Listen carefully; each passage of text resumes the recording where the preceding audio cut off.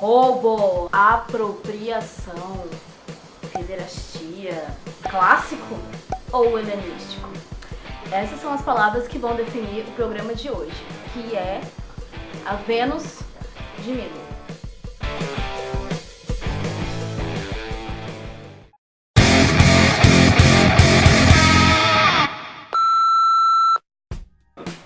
A obra de hoje, para quem não conhece, é uma escultura de 2,2 metros.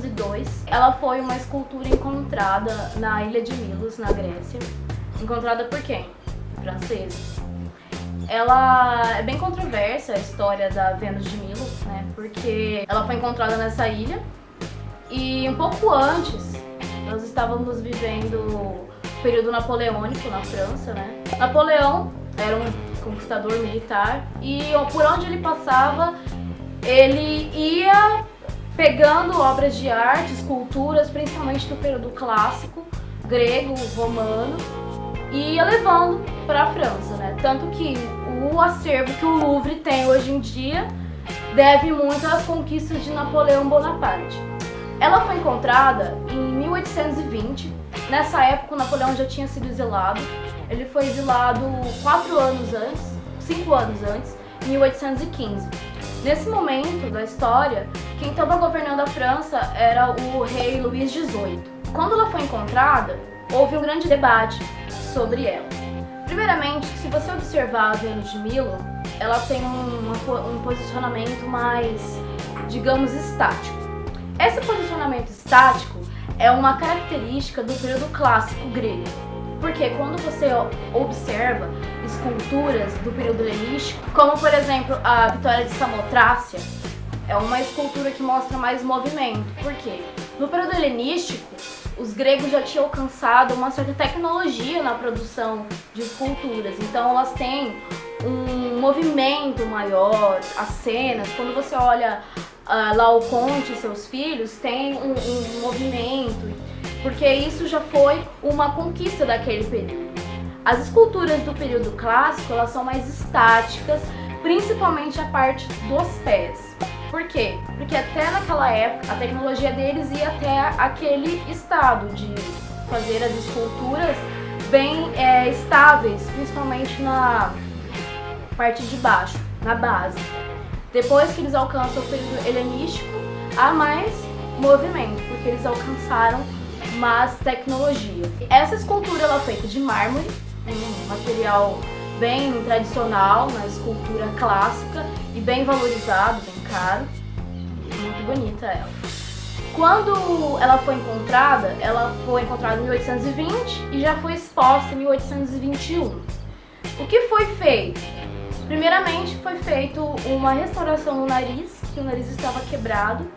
Foi feita uma restauração no dedinho do pé e no tecido que tem na parte de baixo da escultura. Se vocês observarem bem, não precisa observar tão bem, mas ela não tem os braços. Há teorias que dizem que ela não tem os braços porque ela sofreu ataques do cristianismo. Provavelmente alguns católicos cristãos atacaram a imagem por ela ser considerada pagã. Considerada não, ela é pagã, né, aos olhos do cristianismo. Uma escultura grega. E ainda mais é uma escultura de uma deusa, né? Que Vênus é Afrodite para os gregos e Vênus para os romanos. Muitos pintores da época ficaram bem entusiasmados com a descoberta e até um deles fizeram alguns desenhos. Se eu não me engano, Jean-Jacques David, eu acho que é Davi, pediu para um aluno dele ir olhar a escultura e fazer um desenho. Esse desenho tem até hoje, se você for procurar, existe esse desenho. Só que esse desenho, ele tá com a parte do braço mais desenvolvida. Isso mostra que na época eles queriam restaurar os braços, só que não foi possível, porque eles não tinham muita referência para fazer os braços, né? Então ela ficou sem braço mesmo. Essa escultura, ela tem muitas referências na cultura pop, em filmes, e hoje em dia ela é muito vinculada com o bibelôs.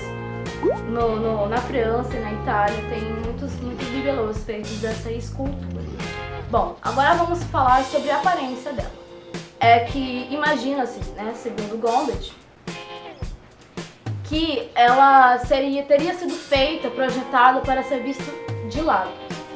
Então toda a estrutura dela foi feita para ser vista de lado, porque imagina-se que ela fazia parte de um outro complexo de esculturas, provavelmente alguns cupidos ou Eros que estariam juntos. Nessa época houve muita controvérsia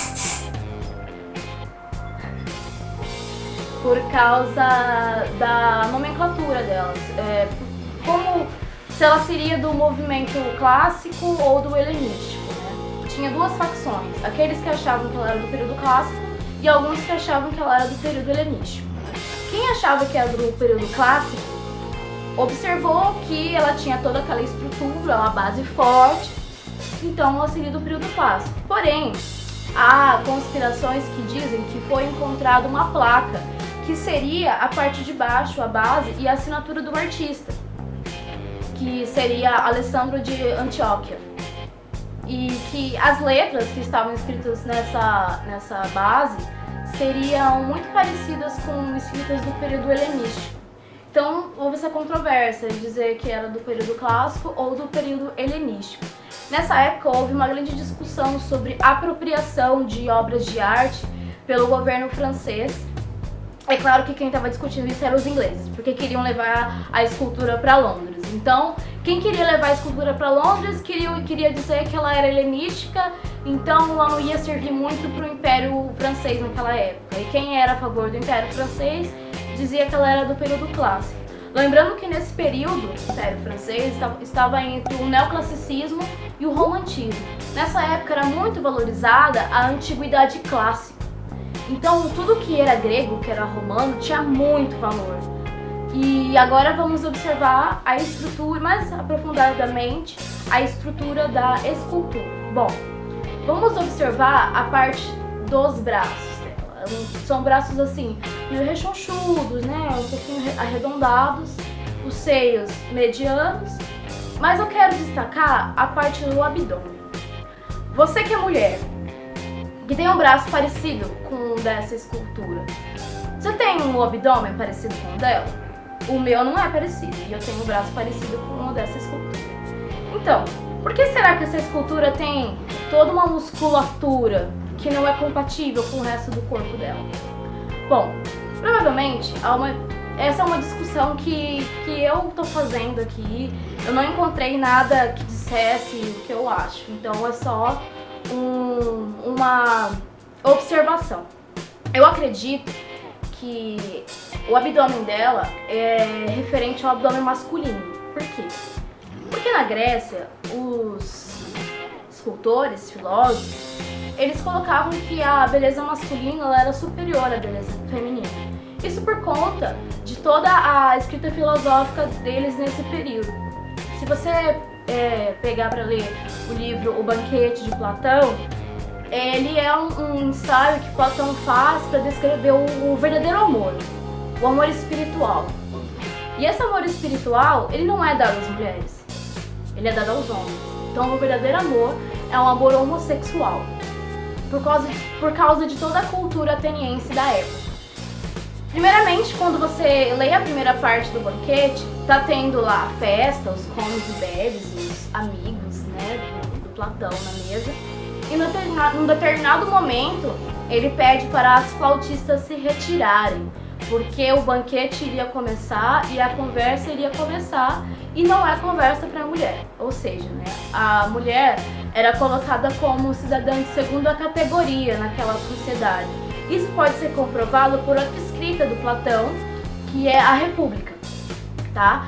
Que ele qualifica o que seria um cidadão exemplar. Esse cidadão exemplar seria ateniense, não poderia ser estrangeiro e deveria ser homem. Então, tudo que é muito valorizado é o masculino. Por isso que, fazendo essa observação, eu acredito que esse ideal de beleza dessa Vênus, esse abdômen seria masculino, porque é o ideal da época, um ideal que eles valorizavam. Por hoje é só, o programa está acabando. Dúvidas e comentários, por favor, abaixo do vídeo. Compartilhe com seus amigos, curta e até mais. Vênus de Milo, autor desconhecido. A técnica é mármore. Ela data de aproximadamente 200 anos antes de Cristo. Foi encontrada na ilha de Milo, em 1820. A altura é 2,2 metros. Hoje em dia ela se encontra no Museu do Louvre, na França.